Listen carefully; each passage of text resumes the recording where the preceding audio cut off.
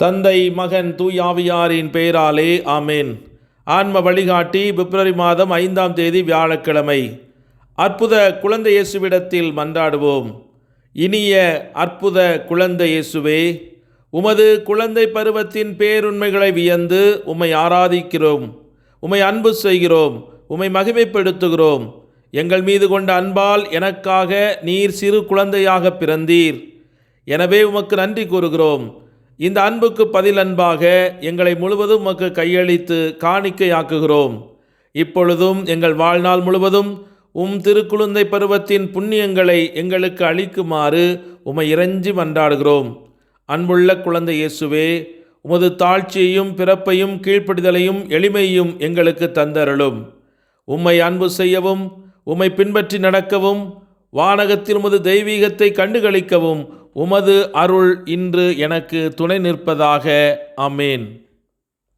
Mark நற்செய்தி 6ஆம் அதிகாரம் 12 முதல் 13 முடிய உள்ள இறைவார்த்தைகள். அப்படியே அவர்கள் புறப்பட்டு சென்று மக்கள் மனம் மாற வேண்டுமென்று பறை சாற்றினார்கள். பல பேய்களை ஓட்டினார்கள். உடல் நலமற்றோர் பலரை எண்ணெய் பூசி குணப்படுத்தினார்கள். இது கிறிஸ்து வழங்கும் வாழ்வு தரும் நற்செய்தி. கிறிஸ்துவே உமக்கு புகழ். திவ்ய திருப்பலி என்பது என்ன? திருப்பலியில் கடவுளாகிய மகனாகிய ஆண்டவர் இயேசு கிறிஸ்து மீண்டும் மனிதனாகிறார். இவ்வாறு ஒவ்வொரு திருப்பலியிலும் பேரதிசயமான மனிதாவதார பரம இரகசியம்தான் சகல அளவற்ற பேறுபலன்களோடும் மீண்டும் பலிபீடத்தின் மீது நிகழ்த்தப்படுகிறது. தேவ மகனானவர் திவ்ய கன்னிகையின் உத்தமமான திரு உதிரத்தில் முதலாக எப்படி மனு உருவானாரோ அப்படியே மெய்யாகவே பலிபீடத்தின் மீதும் அவர் மனிதனாக அவதரிக்கிறார். புனித அகுஸ்தினார் பின்வருமாறு கூறுவார்: கிறிஸ்துநாதர் யாருடைய கரங்களில் மீண்டும் ஒருமுறை மனிதனாக ஆகிறாரோ அந்த குருவானவரின் உத்தம மகத்துவம் எவ்வளவு பக்திக்குரியது என்று. திருப்பலி இயேசு கிறிஸ்துநாதரின் பிறப்பாக இருக்கிறது. திருப்பலி நிறைவேற்றப்படும் ஒவ்வொரு முறையும் தாம் பெத்லகேமில் பிறந்தது போல் அவர் மெய்யாகவே திவ்ய பலிபீடத்தின் மீது பிறக்கிறார். புனித தாமஸின் அருளப்பர் இவ்வாறு கூறுகிறார்: அப்பம் எப்படி இயேசு கிறிஸ்துநாதருடைய திருச்சரீரமாக மாற்றப்படுகிறது என்பதை அறிந்து கொள்ள யாராவது விரும்பினால் நான் அவனுக்கு பதில் சொல்வேன். திவ்ய ஸ்பிரித்து சார்ந்து வானவர் மகா பரிசுத்த கன்னிகைக்கு தாம் செய்தது போலவே குருவானவரின் மீதும் நிழலிட்டு அவரில் செயல்படுகிறார். புனித பெனவந்தூர் இவ்வாறு கூறுகிறார்: சர்வேஸ்வரன் முதல் முறையாக தேவ கன்னிகையின் மாசற்ற திரு உதிரத்தில் மனிதனான போது தாம் செய்தவாறே பலிபீடத்தின் மீது தாம் இறங்கி வரும்போதும் செய்கிறார். அவருடைய பலிபீட பிறப்பு மகா பரிசுத்த கன்னித்தாயாரிடம் அவருடைய அதிசயமான கன்னிமை பிறப்பிற்கு எந்த விதத்திலும் தாழ்ந்ததில்லை. திருப்பலியும் கல்வாரி பலியும் ஒன்றே. சர்வேஸ்வரன் பெரிய வெள்ளிக்கிழமை என்று கல்வாரியில் எப்படி மரித்தாரோ அப்படியேதான் திருப்பலியிலும் அவர் மரிக்கிறார். திருப்பலியானது கல்வாரி பலி கொண்டிருந்த அதே அளவற்ற மதிப்பை தானும் கொண்டுள்ளது. அது அதே விலைமதியாத வரப்பிரசாதத்தின் பெரு வெள்ளத்தை மனிதர்களின் மீது இறங்கி வரச் செய்கிறது.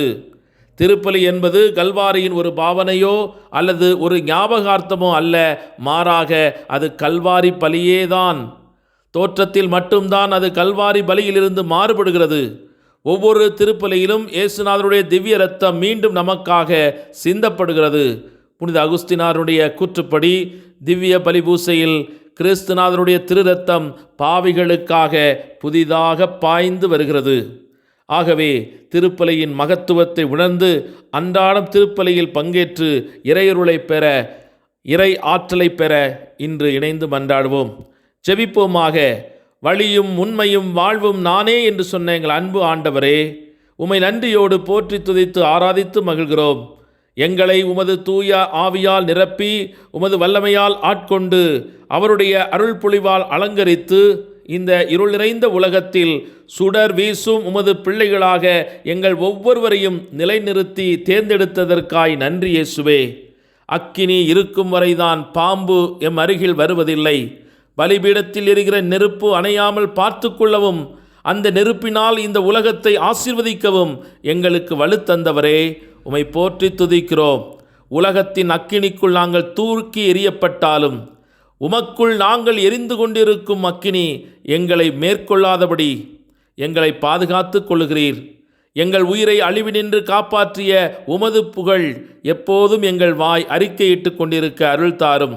வெள்ளம் போல சாத்தான் வந்தாலும் தூய ஆவியார் தாமே வெற்றி கொடி அசைத்து முன் சென்று நடத்திடுவார் என்பதை விசுவசித்து சத்துருக்களின் சகலவிதமான செயல்பாடுகளை தந்திரங்களை முறியடிக்க தூய ஆவியின் அருள் பொழிவை எம்மீது இன்று பொழிந்தருளும்.